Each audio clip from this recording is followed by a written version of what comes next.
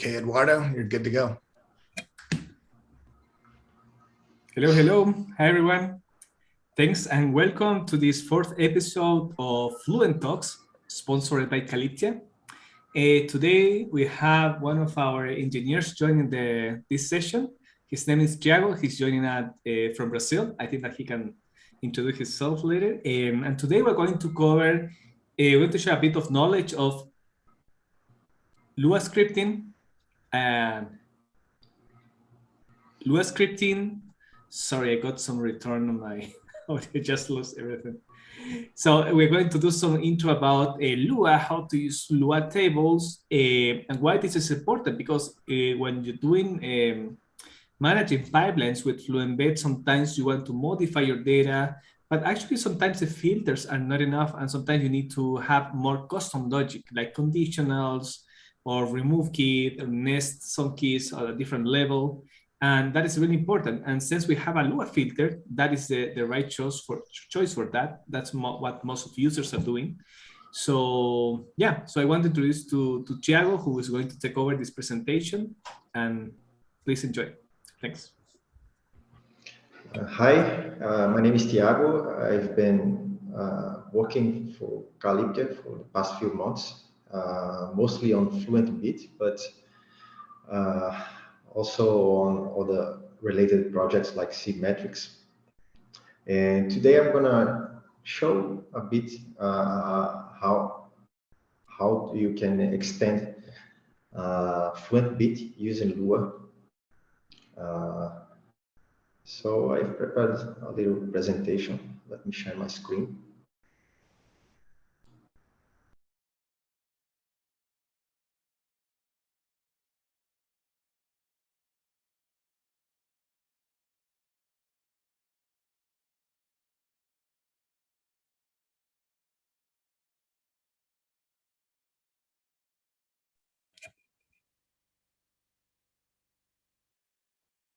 Thiago, you are mute.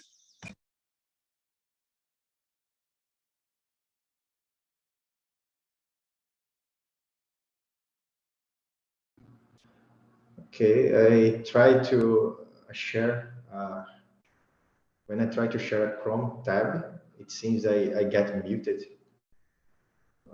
Let me try again.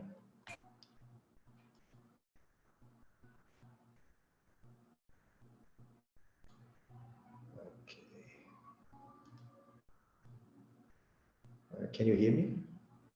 Yeah, you're good. All right.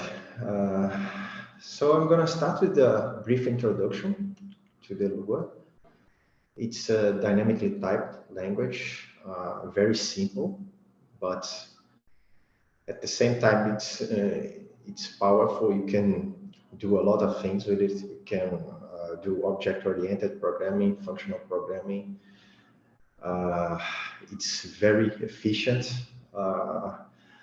I've never done any performance in benchmarks myself, but I've read that it's a bit faster than other similar language like Python and Ruby. And it's the main use case is to embed and extend other programs. It was designed to be easily embeddable, very lightweight. The API is very good for embedding. If you try to embed another language like Python, for example, you know that it's a bit cumbersome. You have to manage garbage collection reference, and Lua has a cleaner up API that makes it simple to embed. And it's Lua is even though Lua is not very used like as end user programming language, like you don't write programs in Lua. It's very widely used as an extension language in many games. World of Warcraft, for example, a very famous game. It uses Lua, and many other games. I think Roblox also uses Lua. So it's very widely deployed in the industry. And since the goal is embedding, it's also the target platform for Lua is the NCC.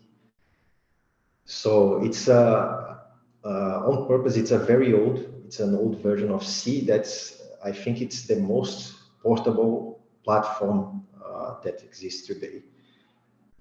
So if you can have a C compiler for a platform, then you can build Lua for it. It's for that reason, there are very few batteries included. Basically, the standard library of Lua is mostly high-level wrapper around the C standard library. It doesn't have much operating system specific calls and APIs. So there is LuaJIT. It's an alternative implementation of Lua 5.1. It's fully compatible, and it has a JIT compiler that translates Lua bytecode to the machine bytecode, and this is very optimized. It's I think it's some might say that's the fastest scripting runtime that exists. There are many benchmarks that show it having greater performance than many runtimes that are created by big companies like JavaScript V8. Also, it's very lightweight compared to those runtimes. And it's the version that's used by Fluent Bit. Fluent Bit embeds LuaJIT and not the standard Lua. So let's have a look at some of the data types of some basic Lua code here. As you can see, it has the standard types like Boolean, numbers. It doesn't have integers, so Lua numbers are basically doubles. It's floating point with double precision. Strings. You can have single quotes, double quotes, and multi-line strings.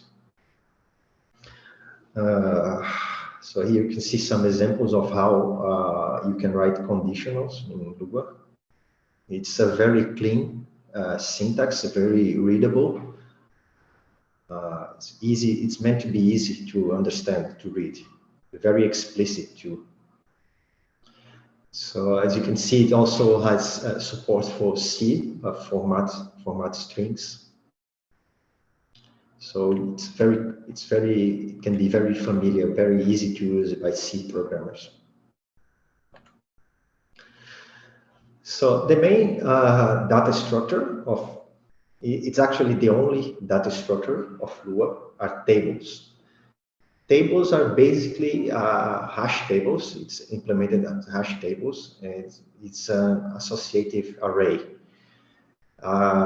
With tables, you can, out of the box with Lua standard library, you can use tables as lists and as maps. So you can see an example here. We have a list of 3 items, and you can insert items. You can iterate to the items with the index, and you can also use it as a map, associative array. You can add arbitrary keys and values to it. And with tables, you can basically implement everything else that you want in Lua. It's the only way to structure data, create advanced data structures, and it's by using tables. So here you can see function definition. One thing to note is that if you look at I've created some examples here. When you do an assignment like that, when you assign to a variable like that, it's actually assigned to a global variable. So to create a local variable inside a function to ensure that the variable is not defined, you have to precede the variable with local. It's how you declare a variable to be local to the function. I'm going to show, there will be some examples later. The exceptions are parameters, of course. So when you have a function like this, whatever you define inside the function is only visible inside the function. So here is a simple factorial function showing very simple way to define a function, if, else, basic constructs of the language. So loops, you can, the main way to iterate is by using iterators, which is it's a construct of Lua. I'm not going to go into much detail into how it works, but basically you call a certain function that returns an iterator, and this makes it compatible with the for loop. And you also use, if you want to do a classic loop like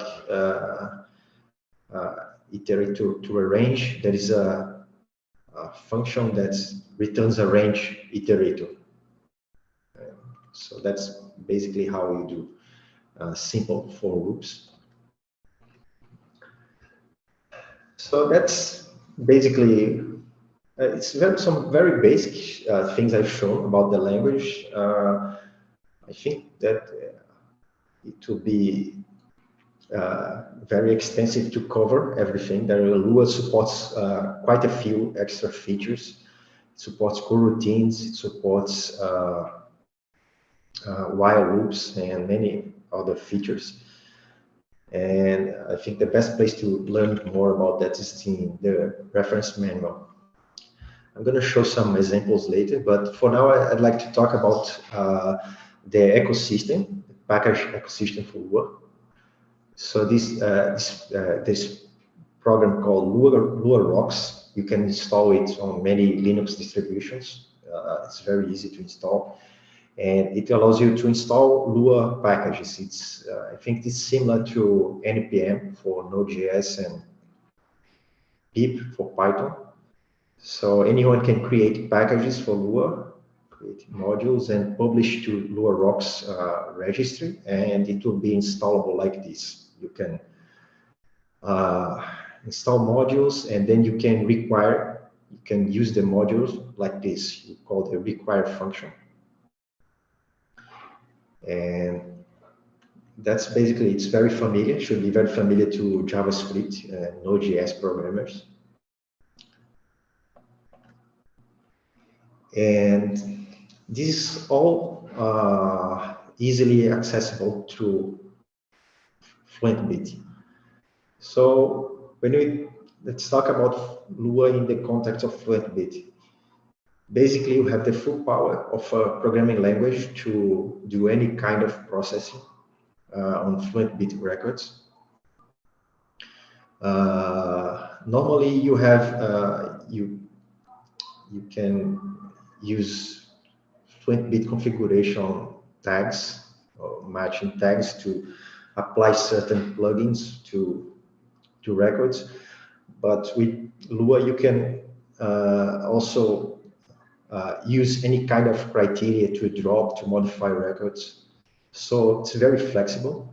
You can split or remove records, and you can install any pack. You can use any Luarocks package,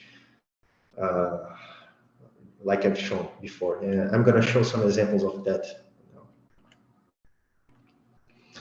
So this is a very simple example of filter. It doesn't do anything except print to the console. Assuming you install this inspect module, it's a module that allows you to stringify any Lua object, including tables. This is not something that's available on the Lua standard library, so you need to use a third-party module for that. And this is what's being done. It's basically this handler function is going to be called by Fluent Bit with the following parameters: tag, timestamp, and record. Record is a table that contains the Fluent Bit record keys. And in this example, we don't do anything. We return 0 as the code. This code it tells Fluent Bit what to do with the record. With the record that you're returning. If you return 0, it means Fluent Bit is not going to modify the record that was passed. There are a few other values can be returned. And here's an example of how to run this. I'm going to show later running here. I've created this in, published this into a repository so anyone can run this later, but this is basically how you run it. In this example, we're using the input plugin for the CPU data. We're passing to the Lua filter, matching all tags, and we're telling that it should run this script called log.lua and call the function handler. And for output, we're just using no, because this is just an example. We're showing how to log records. So if you run this, you'll be seeing every record passed sent to from the CPU input, but it will be printed using the Lua inspect module. So here's another example. It's a very naive CSV parser. It's so it also shows a bit Lua pattern matching library. Lua doesn't have regular expressions. It has a very simple pattern matching. It's not it's similar to regular expression but less powerful. It allows you to have some of these constructs that are similar to regular expression. Basically, here we're saying assuming that we're receiving records that contain CSV data on the log key. What we're doing here is we're matching all the pieces of text that are not a comma, and then we're inserting into a fields table. So we're creating like a list of fields, and then we modify the record. We pass fields like this. I'm also going to show this running later, but you can see below how this is called. Very similar. In this case, we're also returning 1 because we want the Fluent Bit to modify the record. In this case, we could also have returned 2 because we're not interested in the timestamp. But since we return 0 and we return run as the first value, Fluent Bit is actually going to replace every timestamp by 0.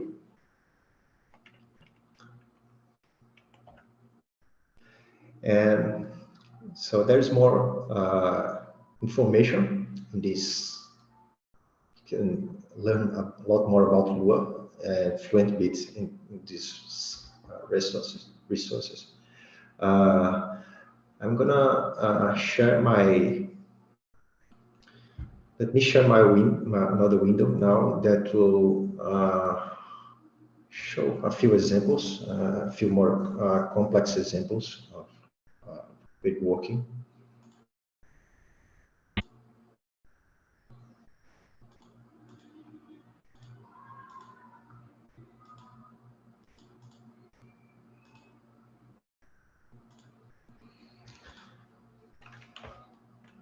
So this is the Git repository that contains source material for this talk, and I've created a Docker file and some things that make it easy to run. So the first example that we saw that was logging CPU data to using Lua inspect module. So this is how it looks like using the inspect module. Fluent Bit creates this record with a bunch of CPU data, and our script receives as a Lua table, and it's printing to the console.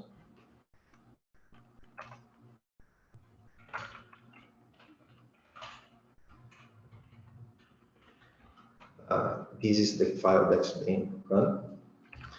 Let's show the symbol CSV parser.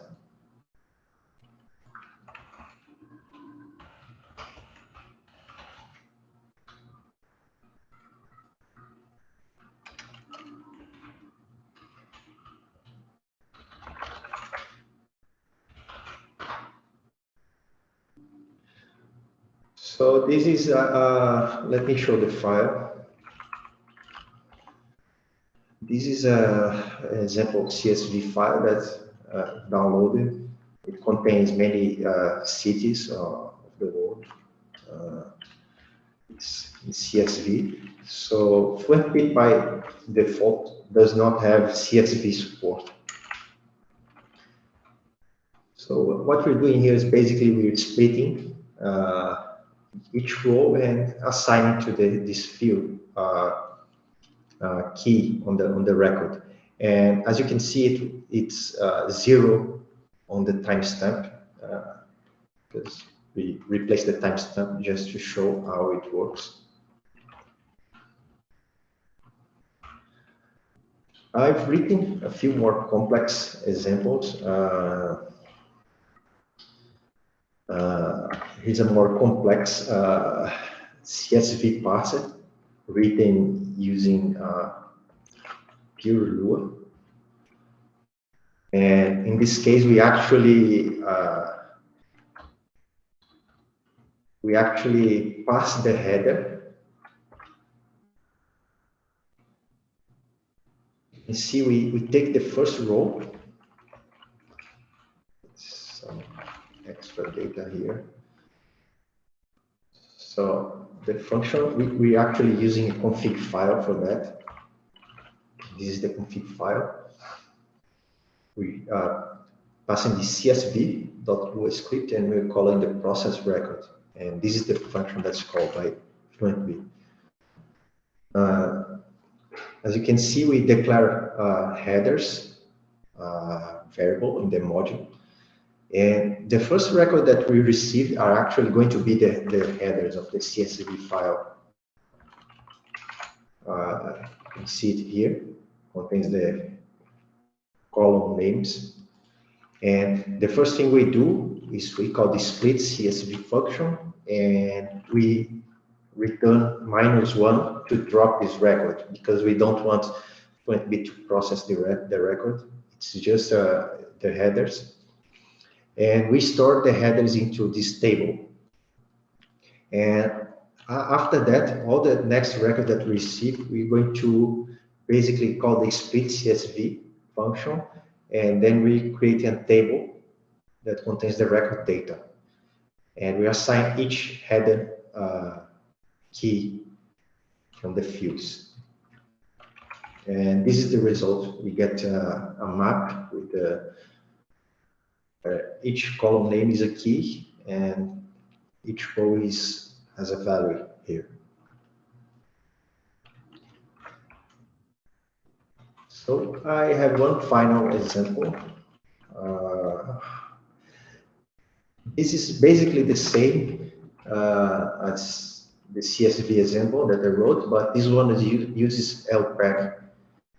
LPEG is a powerful library for pattern matching.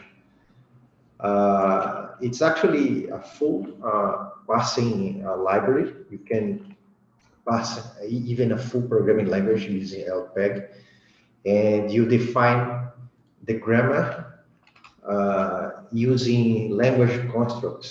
I'm not going to go into much detail, but basically Lua allows you to override operators to do whatever you want.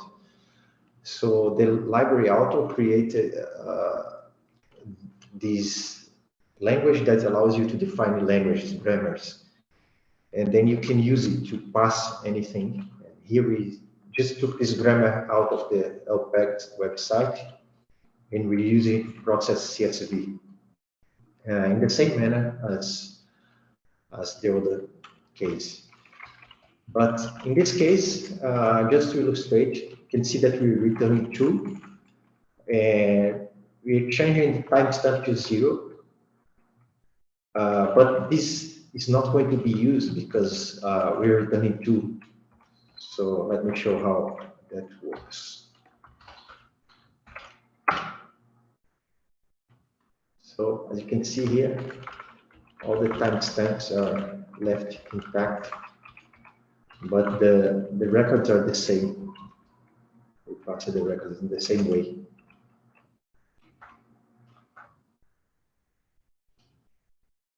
So all this material, all this source code is available. Anyone can run. I've created a Docker file that will set up Fluent Bit, a Docker image based on Fluent Bit's official image. And it will install all the dependencies. So all you need is Docker.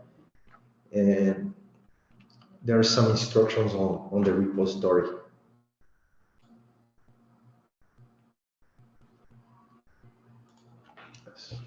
That's basically it. I hope you enjoyed. Thank you, Thiago. That has been really helpful. I know that not all users are aware about the Lua capabilities, and the intention of this is like how we can also provide more knowledge on managing records across the Fluent Bit pipelines. We experimented also with other ideas on how to improve the experience with scripting with Lua and Fluent Bit. We might have some news in a couple of weeks. So, well, Lua is widely used if you used to manage, I don't know, Nginx web servers, right? Configuration has conditions with Lua. If you used to, I don't know, develop games in Roblox, also is purely Lua based. So this is a very interesting scripting language with just-in-time compiling functionality that when used, the performance penalty is very, very minimal. So actually we found use cases where people has, I don't know, 5 to 7 or 8 filters. And actually all of that was a bit more expensive in computing time than just have one single Lua script doing the same job. So the invitation for the audience is just take a look at the Lua script to the filters. We're going to have all the information listed in this session on the YouTube channel. And feel free to just leave your question. We'll be happy to answer them. And if you want to contribute to the project, you know that we hang in the Fluent Bit website or GitHub. Yeah, I'd like to add that we created a community discussion in Fluent Bit repository, Git repository, on how we can improve the user experience. So anyone interested can go and can give suggestions on what we can do to improve. As I'm working on this presentation, I realized that we can use Luarocks package manager.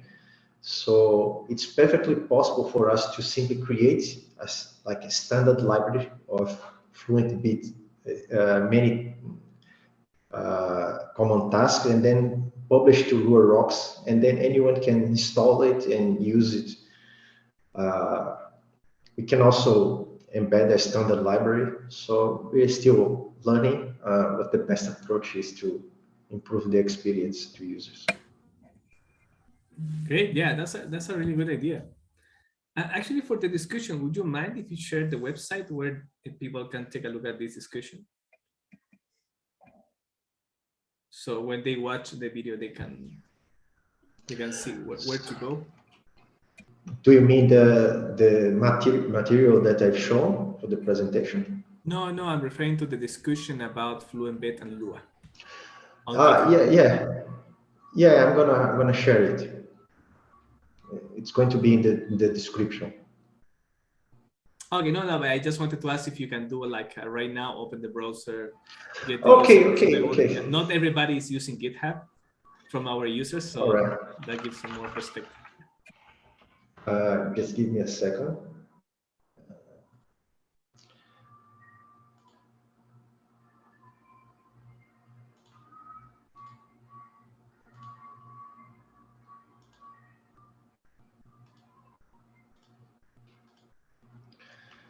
So this is a Fluent Bit GitHub page.